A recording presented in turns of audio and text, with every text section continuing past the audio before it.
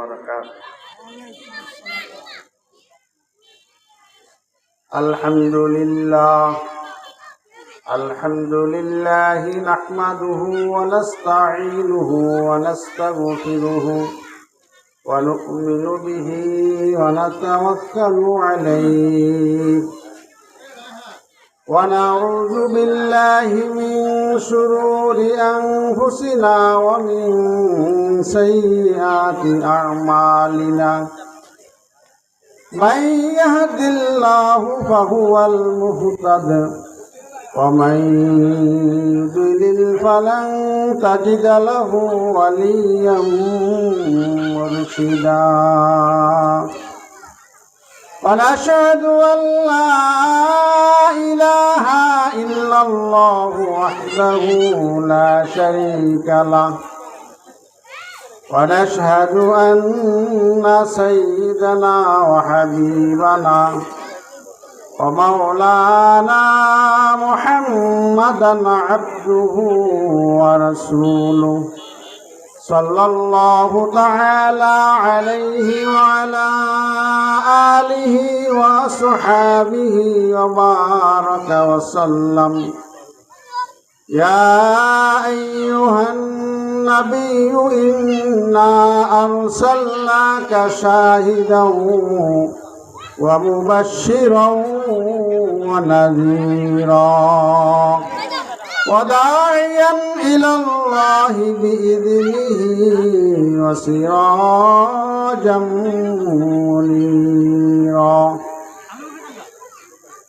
إن الله وملائكته يصلون على النبي يا أيها الذين آمنوا صلوا عليه وسلموا تسليما. اللهم صل على سيدنا مولانا محمد وعلى آل سيدنا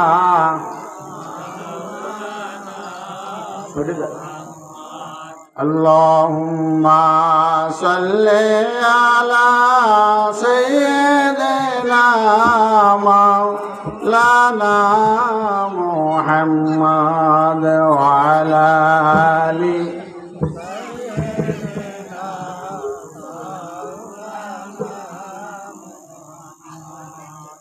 रसूल अपना रुसिलाए सकल पैदा ওই আকাশ আর জমিন সকল সৃষ্টির মূলে আপনি রহমাতাল লিল আলামিন। আল্লাহুম্মা সাল্লি আলা মাওলানা মুহাম্মদ ওয়ালা আলি সাইয়্যিদিনা। দয়াল নবী নাই রে আজো আমাদের এই মাহফিলে, দূরে বসে সালাম জানাই হাবিবে তোমার রওজাতে। আল্লাহুম্মা সাল্লি আলা মাওলানা মুহাম্মদ ওয়া আলা আলি মাওলানা মুহাম্মদ। বালাগাল উলা বিকামালিহি কশফাদ দুজা বিজামালিহি হাসনাত জামিউ খিসালিহি সল্লু আলাইহি ওয়া আলিহি। ইশকে महबूबे खुदा जिस दिल में हासिल नहीं, लाखों मोमिन हो मगर ईमान में कामिल नहीं बलगल उला बिकमालिही कशफत दुजा बिजमालिही हसनत जमीउ खिसालिही सल्लु अलैहि व आलिही। जो तो मेरा तो सब मेरा, फलक मेरा ज़मी मेरी, अगर एक तू नहीं मेरा तो कोई शई नहीं मेरी। बलगल उला बिकमालिही कशफत दुजा बिजमालिही हसनत जमीउ खिसालिही सल्लु अलैहि व आलिही। ला इलाहा इल्लल्लाह, ला इलाहा इल्लल्लाह, ला इलाहा इल्लल्लाह। यदों में तेरे सबको बुला दो, कोई ना मुझको याद रहे। सब खुशियों में आग लगा दो, खानाए का बादल आबाद न रहे। अब तो रहे बस तादम आखिर बिरद ज़बा ऐ मेरे इला। ला इलाहा इल्लल्लाह, ला इलाहा इल्लल्लाह। जंग दिलस्सा के लैला पाके कुन, सीना बाते दे मोहब्बत साके कुन। ला इलाहा इल्लल्लाह, ला इलाहा इल्लल्लाह, ला इलाहा इल्लल्लाह। अल्लाह अल्लाह क्या मौजा का नाम है, अल्लाह अल्लाह मोमिनों का काम है। एक ज़बाना सोबत बा औलिया, बेहतर सद साल तौअत बेरिया। हर के बाशद हम नशीनी बा खुदा, तू नशीनत दर हुजूरे औलिया। ला इलाहा इल्लल्लाह, ला इलाहा इल्लल्लाह मुहम्मदुर रसूलुल्लाह सल्लल्लाहु अलैहि वसल्लम। আলহামদুলিল্লাহ। দক্ষিণ মাথাভাঙ্গা খানবাড়ি জামে মসজিদ ও জাগ্রত তরুণ ইসলামী যুব কাফেলার উদ্যোগে বার্ষিক ওয়াজ মাহফিলের সম্মানিত সভাপতি জনাব নজরুল ইসলাম খান, সাবেক মেম্বার ৩ নং ওয়ার্ড, আজকের এই বিশাল ওয়াজ মাহফিলের সম্মানিত প্রধান অতিথি হযরত মাওলানা আবু মুসা আল জামিল, বিশেষ বক্তা সহ অন্যান্য উলামায়ে কেরাম, সামনে উপবিষ্ট আল্লাহ তাআলার প্রিয় বান্দারা, নবী প্রেমিক, রসুল প্রেমিক ভাইরা আমার, পর্দার অন্তরালে পর্দানিশীন মা বোনেরা, সকলকে জানাই আন্তরিক শুভেচ্ছা ও অভিনন্দন। আল্লাহ তাআলা আমাদেরকে আজকের এই ওয়াজ মাহফিলে বেহেশতের বাগানে আসার মতো বসার মতো তৌফিক দিলেন। সে মহান প্রভুর দরবারে বলি আলহামদুলিল্লাহ। শুকরে নিয়ামত নিয়ামত আফজু কুনাদ, উপরে নিয়ামত আজ কাফাত বেরু কুনাদ। আল্লাহ তাআলা নিয়ামতের শুকরিয়া আদায় করলেন, আল্লাহ তাআলা নিয়ামতকে আরো বাড়িয়ে দেন, বলে সুবহানাল্লাহ। আল্লাহ তাআলার নিয়ামত কি? যে আল্লাহ তাআলা আমাদেরকে সুস্থ রেখেছেন, ভালো রেখেছেন, সুন্দর এই দিনের মধ্যে শের বসার মতো তৌফিক দিলেন। এটা আল্লাহ তাআলার বড় নিয়ামত। এই জন্য আবার সকলে সমস্বরে উচ্চ স্বরে একসাথে বলি আলহামদুলিল্লাহ। আল্লাহ তাআলা বলেন, কুল ইন কুনতুম তুহিব্বুনাল্লাহ ফাত্তাবিউনি ইউহিব্বুকুমুল্লাহ ওয়া ইয়াগফির লাকুম যুনুবাকুম আল্লাহু গফুরুর রহিম। قال النبي صلى الله عليه وسلم لكل نبي دعوة مستجابة يدعو بها فيستجيب لها اجتبعت دعوتي شفاعة لأمتي يوم القيامة أو كما قال النبي عليه الصلاة والسلام।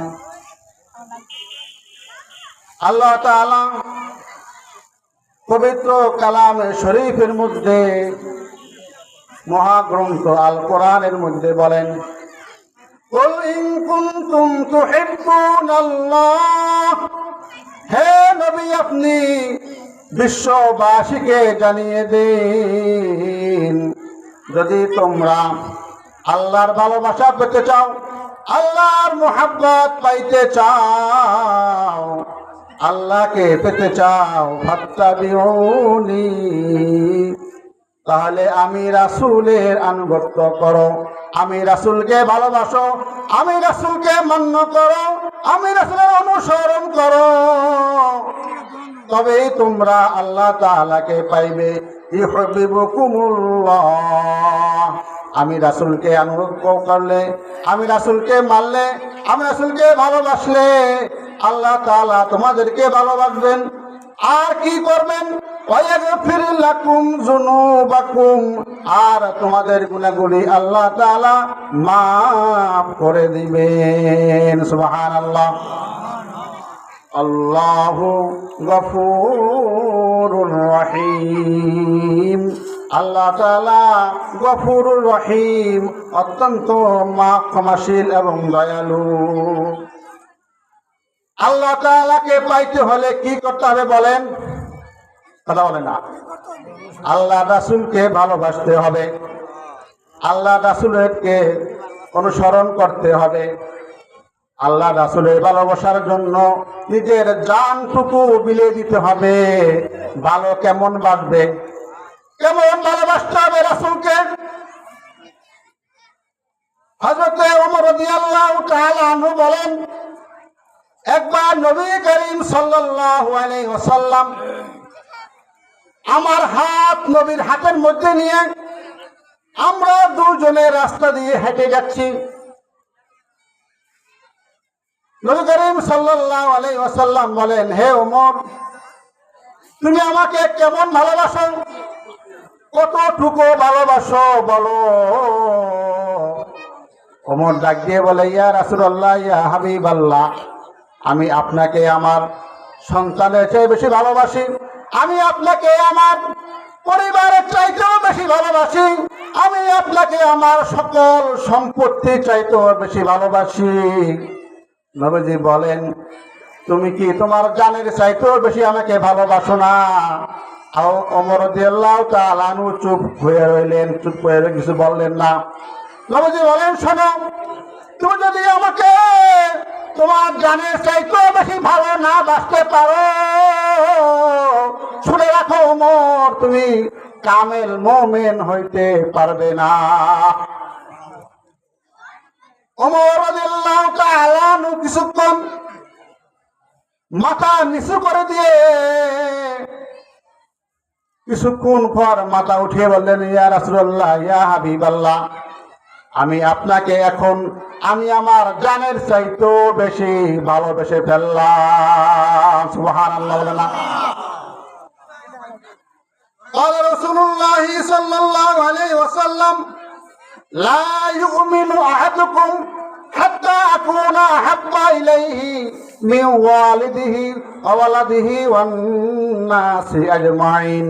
বুখারী শরীফের 15 নম্বর হাদিস। নবীজি বলেন, লা ইউমিনু আহাদুকুম, তোমাদের মধ্য থেকে কেউ পরিপূর্ণ মুমিন হতে পারবে না যতক্ষণ পর্যন্ত হাত্তা আকুনা আহাব্বা ইলাইহি, ততক্ষণ পর্যন্ত আমি নবী তোমাদের কাছে তোমাদের সন্তানের চাইতেও তোমাদের মাতা পিতার চাইতেও আমি বেশি ভালোবাসার পাত্র না হইতে পারবো। নবীকে নিজের জনের চাইতে, সন্তানের চাইতে, পিতা মাতার চাইতে, সম্পত্তির চাইতে, সকল জিনিসের চাইতেও নবীকে বেশি ভালো না বাসলে পরিপূর্ণ মুমিন হইতে পারবে না। বুখারী শরীফ প্রমাণ করে। নবীকে কেমন ভালোবাসতে হবে? হযরত আমর ইবনুল আস রাদিয়াল্লাহু তাআলা আনহু মিশর জয় করতে গেলেন, জেরুজালেম জয় করতে গেলেন।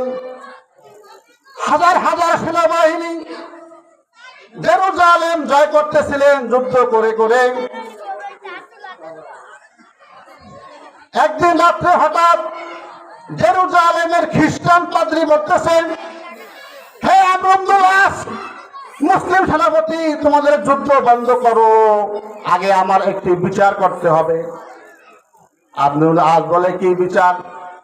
বলে, হে শোনো, আমরা খ্রিস্টান ধর্মের, আমরা ঈসা নবীকে অনুসরণ করি। আমাদের ঈসা নবীর মূর্তি ছিল এই জেরুজালেমের চৌরাস্তায়, মোড়ের মধ্যে মূর্তি দাঁড় করানো ছিল। রাত্রে কে জানি মূর্তির নাকটা ভেঙে ফেলেছে। নিশ্চয় তোমরা মুসলমানরাই আমাদের মূর্তির নাক, আমাদের খোদার মূর্তির নাক ভেঙেছো, এর বিচার আগে করতে হবে, তারপরে তোমরা যুদ্ধ করবে। আব্দুল হাসান বলেন, হে পাদ্রী শোনো, আমি তো তোমাদের মূর্তির নাক ভাঙ্গি নাই, আর আমার সেনাবাহিনীর মুসলিম দলের কেহই তোমাদের খোদার মূর্তির নাক ভাঙ্গে নাই। দেখো কে ভেঙ্গেছে। খ্রিস্টানরা বলে, না না, তোমরাই ভাঙছো, এর বিচার তোমাদেরকে করতেই হবে। যদি তোমরা বিচার না করো, আমরাই বিচার করব। কি বিচার করবে?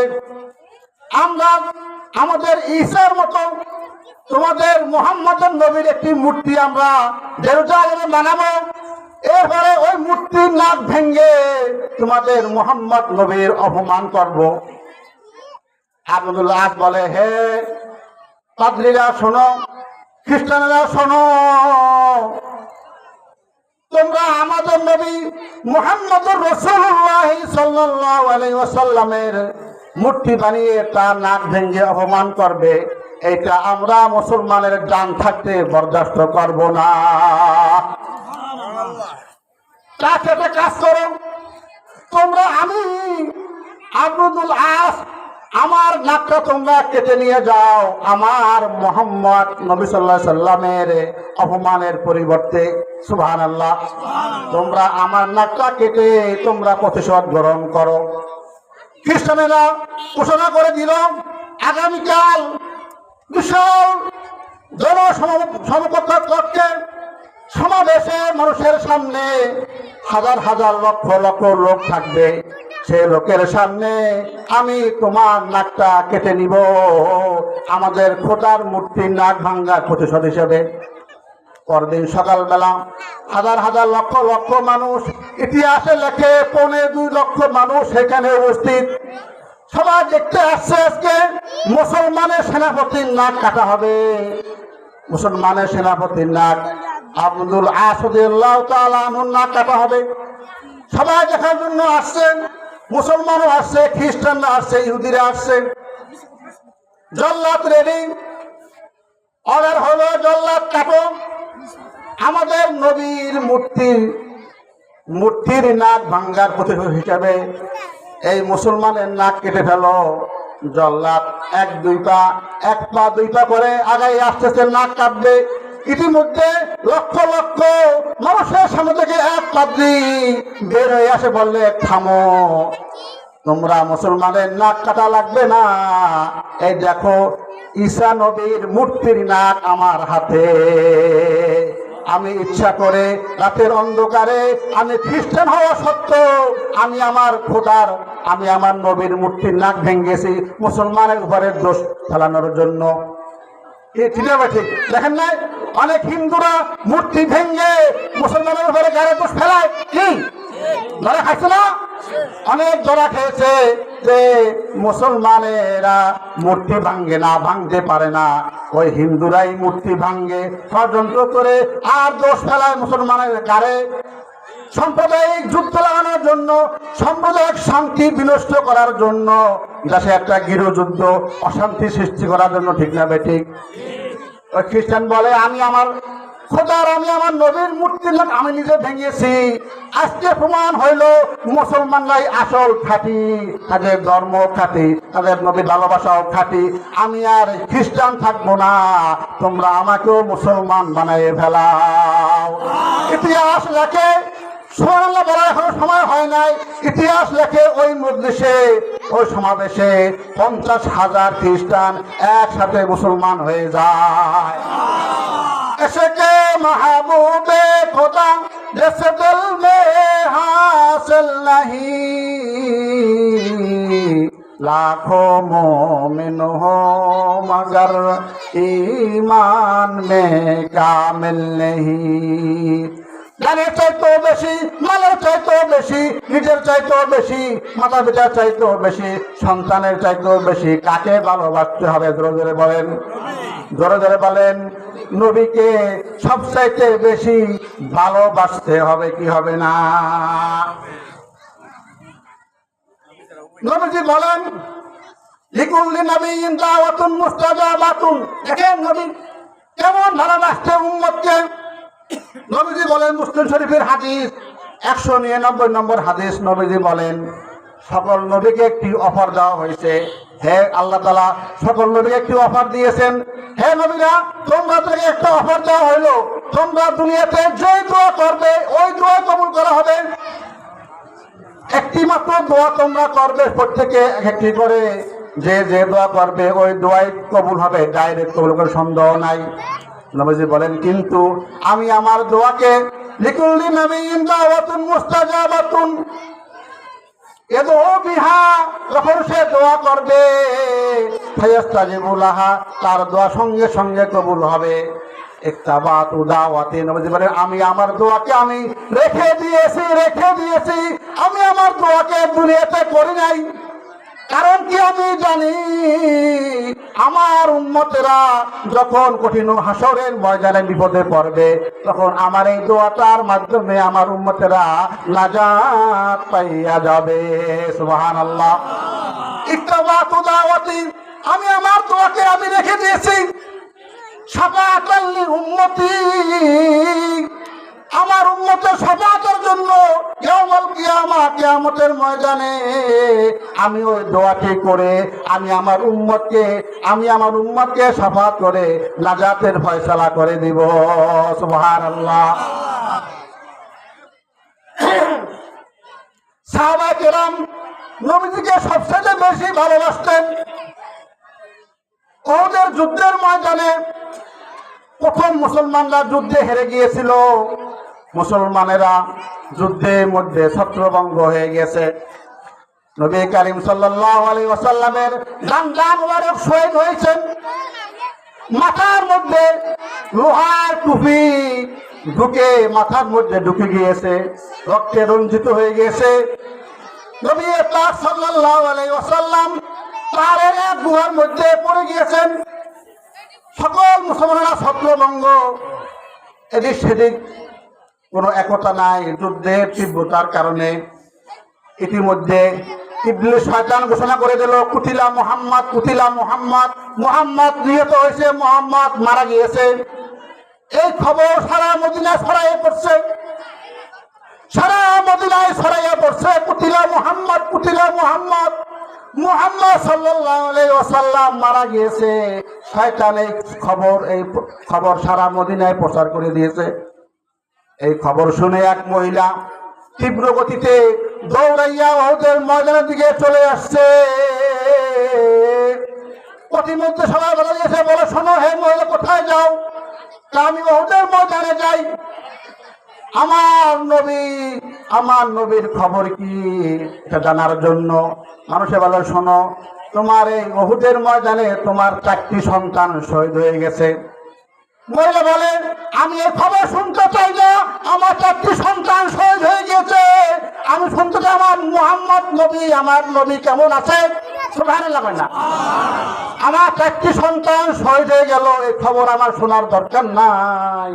আমার নবী, আমার জানের নবী, মায়ার নবী কেমন আছে এই খবরটা আমাকে দাও। আরো সামনে বাড়লো, আরেকজন বললো, হে মহিলা শোনো, এই ওদের ময়দানে যুদ্ধে তোমার স্বামী শহীদ হয়ে গেছে। ভয়ে ডাক দিয়ে বলে, শোনো শোনো, আমার স্বামীর কি খবর আমি জানতে চাই নাই, আমি জানতে চাইছি আমার নবীজির খবর কি। সুবহানাল্লাহ। এই মহিলা 4জন সন্তান শহীদ হয়ে গেল ওদের ময়দানে, সেই খবর শুনতে চায় না। নিজের স্বামী শহীদ হয়ে গেল, এই খবরে সে বিস্মিত হয় নাই, দুঃখিত হয় নাই, পেরেশানি হয় নাই। সে পেরেশানি কেন?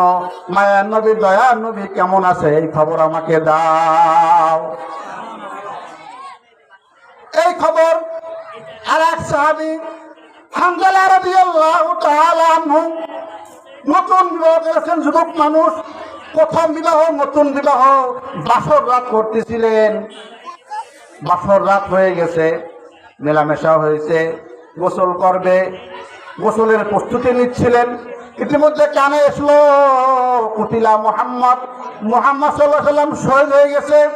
সে বলে, স্ত্রী গো, তোমার সঙ্গে আমার সঙ্গে আর দেখা হবে না, আমার তরবারিটা আমার কাছে দাও, তরবারি দাও, আমার সাথে তোমার সঙ্গে আর দেখা হবে না, দেখা হবে হাসরের ময়দানে।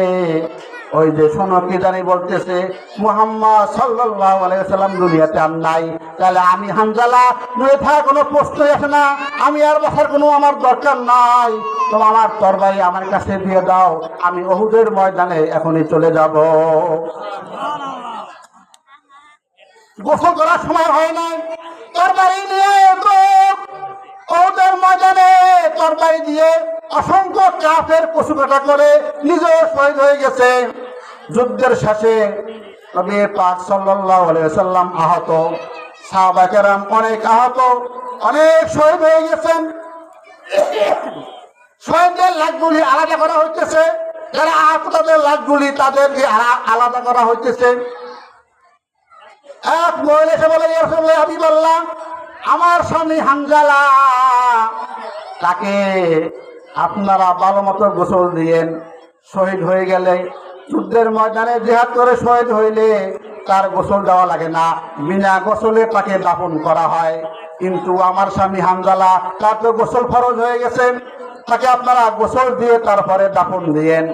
এখন সকলে হানজালার লাশ খোঁজে, হানজালার লাশ ওহুদের ময়দানে কোথাও নাই।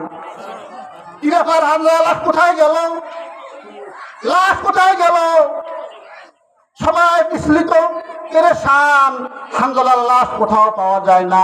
ইতিমধ্যে জিবরাইল আমিন আলাইহিস সালাতু ওয়াস সালাম নির্বাচন বলে, ইয়া রাসূলুল্লাহ, ইয়া হাবিবাল্লাহ, আপনি যার লাশ খোঁজ করতেছেন, যার লাশ আপনি খোঁজেন, হানজালাকে ফেরেশতারা আসমানে গোসল দিতেছে। বলেন সুবহানাল্লাহ। হানজালা গোসল হবে জান্নাতের পানি দিয়ে, আসমানে গোসল হইতেছে। ফেরেশতারা গোসল দেওয়ার পরে তার লাশ আবার জমিনে নিয়ে আসবে।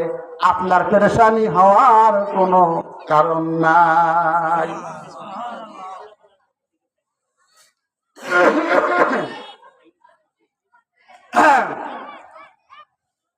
নবীর ভালোবাসা, সাহাবায়ে কেরাম কেমন নবীকে ভালোবাসলেন।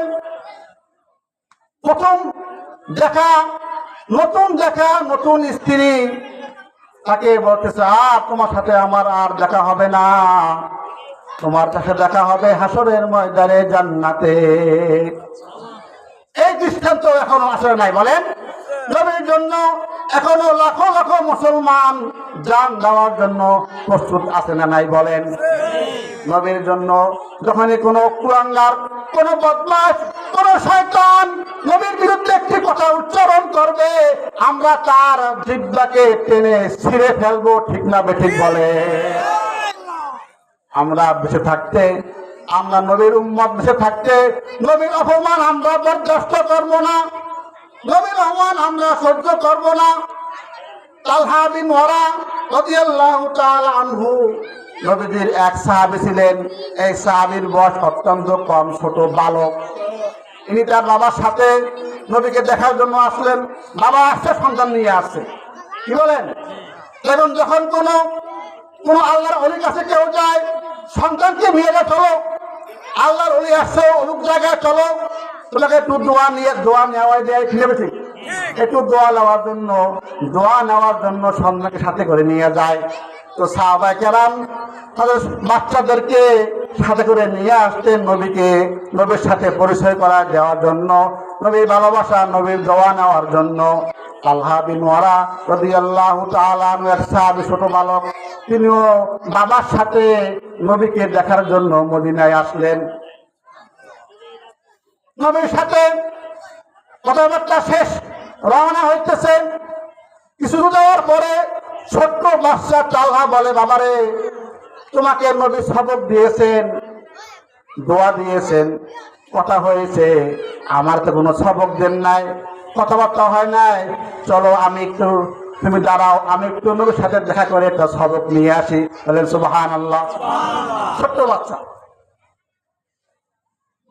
এসে বলে, ইয়া হাবিবাল্লাহ, আমার বাবা আপনার কাছে আসলো, আপনি সবক দিলেন, দোয়া দিলেন, মোহাব্বত দিলেন, সে চলে যাইতেছে।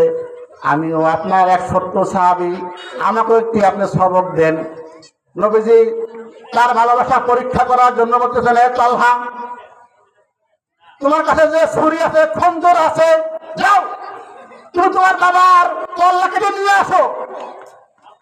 এই ছোট্ট বাচ্চা সঙ্গে সঙ্গে তরবারিকে, খঞ্জরকে আলাদা করে হাতে নিয়ে দৌড় দিয়েছে বাবার কল্লাকে আলাদা করার জন্য। নবী বলেন, থামো থামো থামো, তোমার যাওয়া লাগবে না, থামো। সাহাবী থেমে গেছে। আমি তোমার ভালোবাসা পরীক্ষা করলাম, তুমি আমাকে বেশি ভালোবাসো না তোমার বাবাকে বেশি ভালোবাসো? সুবহানাল্লাহ। ছোট্ট বাচ্চা, অল্প বয়স্ক, দেখেন নবীর ওয়ায়া, যাও মারা কল্লা নিয়ে আসো, কোনো কথাবার্তা নাই। বাস, দুজনের সন্তান আর পিতা দুজনে কথায় আসার পরে তালহা বিন ওয়ারা অসুস্থ হয়ে যায়। নবীকে খবর দেওয়া হয়, আপনার ছোট শিশু মাসুম বাচ্চা, আপনার ছোট্ট সাহাবী অসুস্থ হয়ে গেছে। নবীকে দেখার জন্য আসে, দেখে নবী দোয়া করে চলে যায় আর বলে, শোনো, যদি এই তালহা বিন ওয়ারা মারা যাওয়ার সময় আমি নবীকে, আমাকে তোমরা খবর দেবে, আমি নিজে এসে আমি আমার এই ছোট্ট সাহাবীর জানাজা নামাজ পড়ব। কিন্তু দুঃখের বিষয় হলো, অসুস্থতার মধ্যে এই সন্তান মারা যায়, নবীর দরবারে কোনো খবর পৌঁছে না। 3 দিন পর নবী জানতে পারেন যে আমার ছোট শিশু ওই সাহাবী মারা গেছে। বাবাকে ডাকাই বলে, কি ব্যাপার, তোমার সন্তান মারা গেল, আমাকে বললে না কেন? সাহাবী চোখের পানি ছেড়ে দিয়ে বলে, ইয়া রাসূলুল্লাহ, হাবিবাল্লাহ, আমার এই ছেলে যখন অসুস্থ হয়ে যায়, আমি আপনাকে খবর দেওয়ার জন্য আসতে চাইলে আপনার এই প্রেমিক সাহাবী বলে, বাবারে, এখন রাত হয়ে গেছে, নবীকে খবর দেওয়ার দরকার নাই, নবী আমার কথা শুনলে আর থাকতে পারবে না, এই রাতের অন্ধকারে আমাকে দেখার জন্য চলে আসবে। আর যখন নবীর অন্ধকারের মধ্যে আসবে, অসংখ্য কাফের মুশরিকরা, মুনাফিকরা উঠ পেতে আসে নবীকে ক্ষতি করার জন্য, নবীকে মারার জন্য, নবীকে দুঃখ দেওয়ার জন্য। রাতের অন্ধকারে নবী আমার কাছে আসতে লাগবে, পথের মধ্যে কোনো ক্ষতি, নবীর কোনো দুঃখ কষ্ট হইতে পারে, এই জন্য আপনার এই প্রেমিক ছোট্ট সাহাবী আপনাকে খবর দিতে আমাকে নিষেধ করেছে।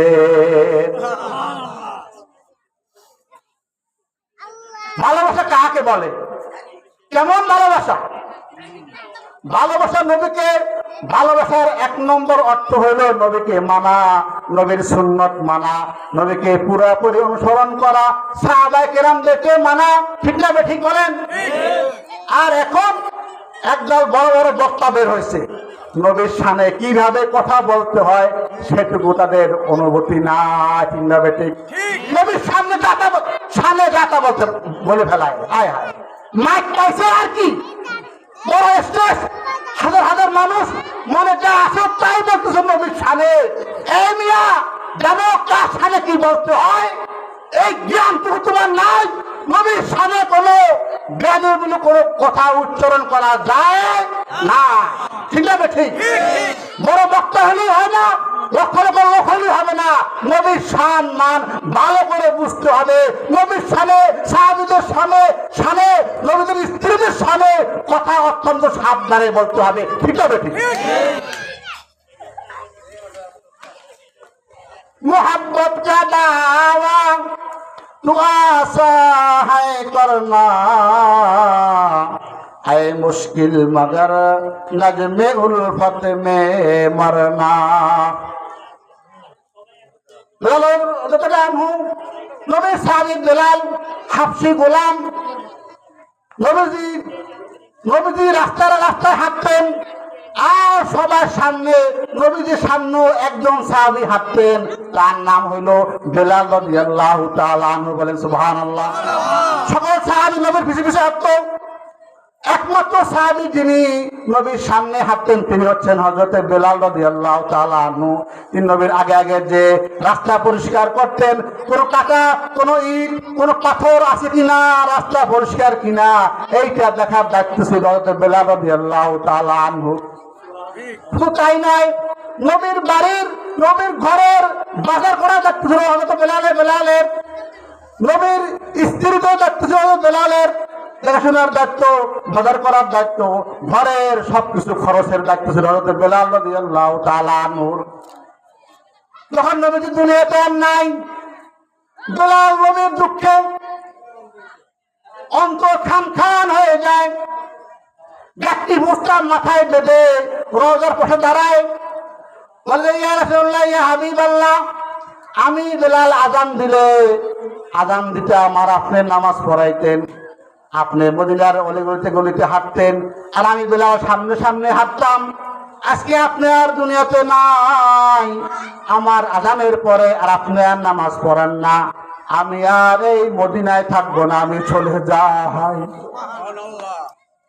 বেলাল দুঃখ কষ্ট ভয়াক্রান্ত চোখের পানি ফেলে রওজার পাশে দাঁড়ায় কথাগুলি বলে সিরিয়ায়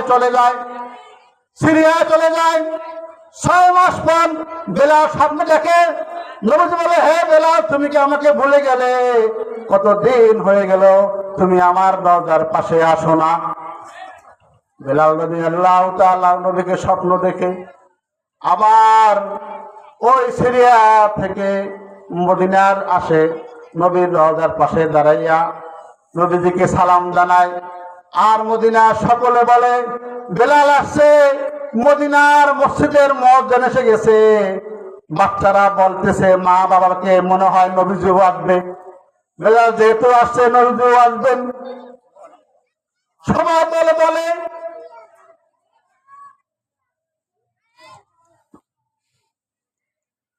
মদিনার সকল সাহাবায়ে কেরাম বেলালকে এক নজর দেখার জন্য আশেপাশে জড়ো হয়ে যায়। সবাই বলে, বেলাল, তোমার আযান কতদিন শুনতে পাই না, কতদিন মদিনার মসজিদ তোমার আযান হয় না, তুমি একটু আযান দাও। তোমার আযানে নবীর যুগের কথা আমাদের অন্তরে আসে, মনে হয়, স্মরণ হয়। বলে, না না না না, যে মসজিদে নবীজি ইমামতি করেন না, আমি সেই মসজিদে আর আমি আযান দিব না। আমাকে তোমরা আযান দিতে আর বইল না। সকলে অনুরোধ করার পরও আযান দেয় না। সাহাবায়ে কেরাম এসে বলে হাসান হোসেন, যাও বেলালকে আযান দেওয়ার জন্য অনুরোধ করো, তোমাদের অনুরোধ বেলাল ফেলবে না।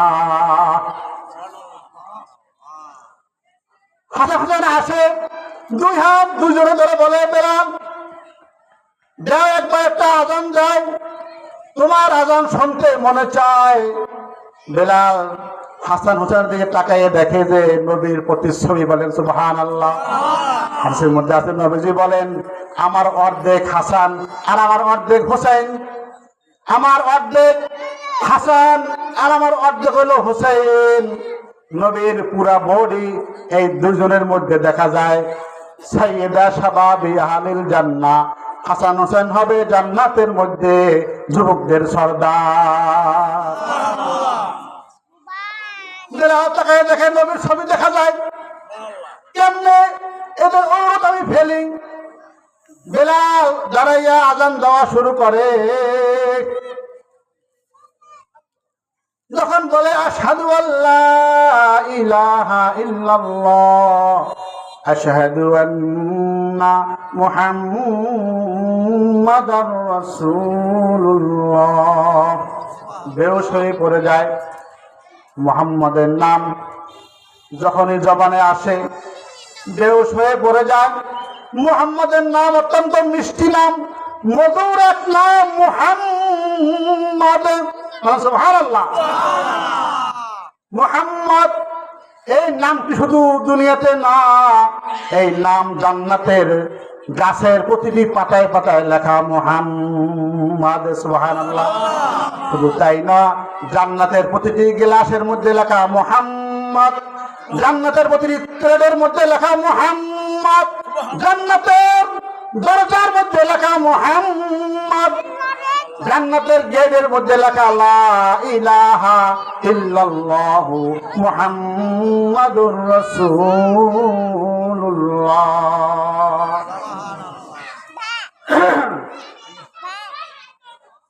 মুহাম্মদ মধুর এক নাম। কোন ব্যক্তি যত আমলদারি হোক না কেন, যত বুজুর্গ হোক না কেন, মুহাম্মদ সাল্লাল্লাহু আলাইহি ওয়াসাল্লামকে ভালো না বাসা পর্যন্ত তার এই আমল কোনো কাজে লাগবে না। এক সাহাবী আসছে, বলে ইয়া রাসূলুল্লাহ হাবিবাল্লাহ, আমি আপনারে খুব ভালোবাসি, মহব্বত করি। সাহাবী, তুমি কি বলতেছো, ভালো করে চিন্তা ভাবনা করে বলো। বলে ইয়া রাসূলুল্লাহ হাবিবাল্লাহ, আমি আপনাকে ভালোবাসি। নবীজি বলেন, আল মারউ মা মান আহাব্বা আও কামা ক্বালা নবী আলাইহিস সালাতু ওয়াস সালাম। তুমি যাকে ভালোবাসো তোমার হাসর হবে তার সাথেই, বলে সুবহানাল্লাহ। তুমি যদি আমি মুহাম্মদকে ভালোবেসে থাকো, তোমার হাসর হবে আমি মুহাম্মাদুর রাসূলুল্লাহ সাল্লাল্লাহু আলাইহি ওয়াসাল্লামের সাথে। একটি মজার ঘটনা লেখছে হাদিসের মধ্যে। এক রাখাল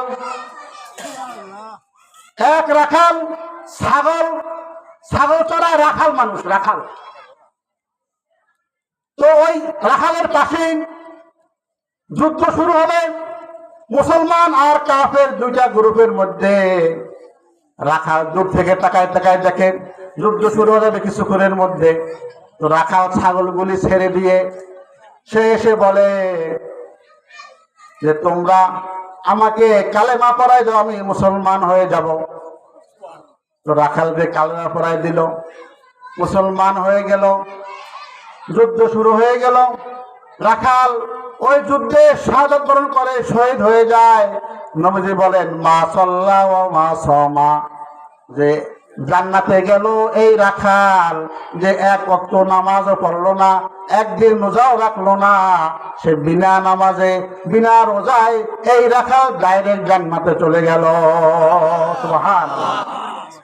মা সাল্লা ওয়া মা সামা হাদিসের মধ্যে আসছে, এক ওয়াক্ত নামাজও পড়ে নাই, এক ওয়াক্ত রোজাও রাখে নাই, ঈমান আনছে, সহজ হয়ে গেছে জান্নাতে।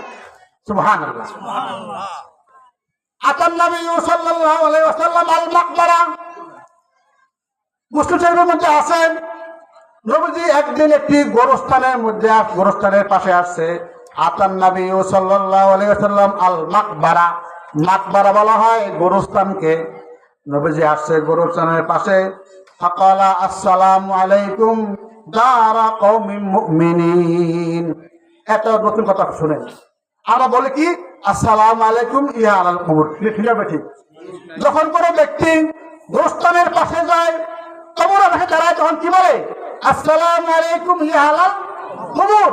এই হাদিসে বলেন যে না, আসসালামু আলাইকুম দারা কওমিন মুমিনিন, সকল মুমিনদেরকে নবী সালাম দিলেন। তো তার মানে এটাও বলা যাবে, ওটাও বলা যাবে, অসুবিধা নাই।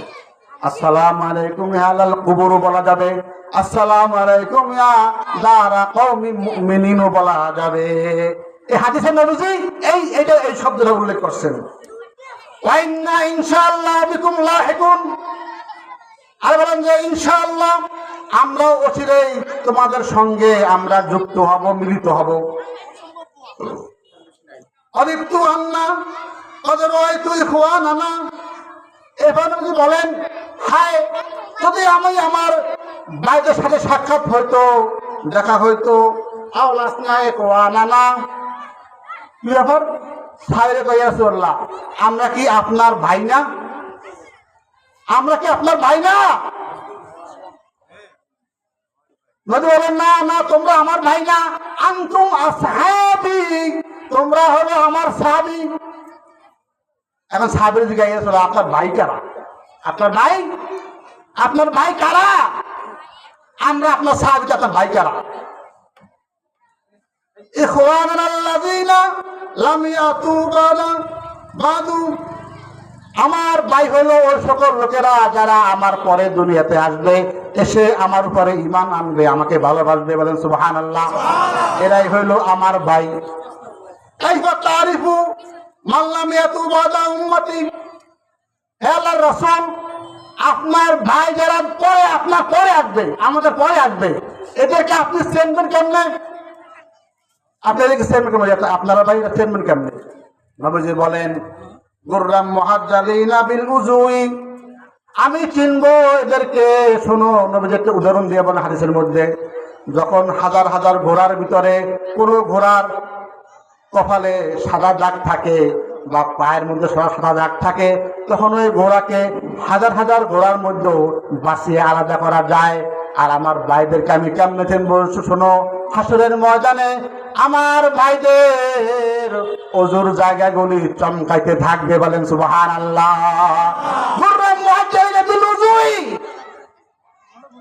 আমার যারা ভাই হবে, আমার উম্মত, আমার পরে যারা আসবে, আমি এদিকে চিনব কিভাবে?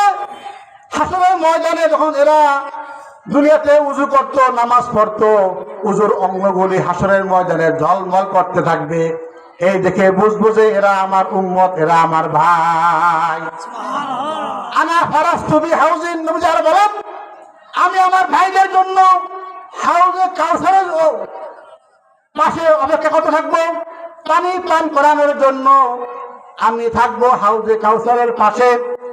যে হাউজে কাউসারের পানি, এক গ্লাস পানি যখন এক ঢোক পানি কোনো বান্দা বান্দি পান করবে, 50,000-এর মধ্যে তাদের আর কোনো পিপাসা লাগবে না।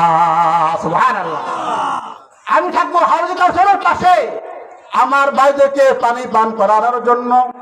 এই জন্য নবীর শাফাত পাইতে হলে, নবীর সুপারিশ পাইতে হলে, হাউজে কাউসারের পানি নবীর হাতে পান করতে হলে শর্ত হইল দুনিয়াতে নামাজ পড়তে হবে। ঠিক না বে ঠিক? আসল কথায় আসছি আমার সময় শেষ।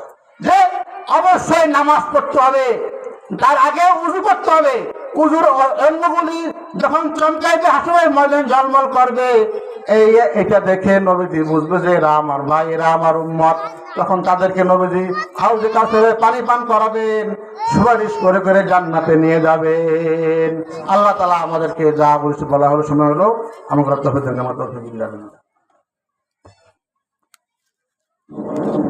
যাদের উজু নাই উজু করেন, মসজিদে যান, জামাত মসজিদে হবে।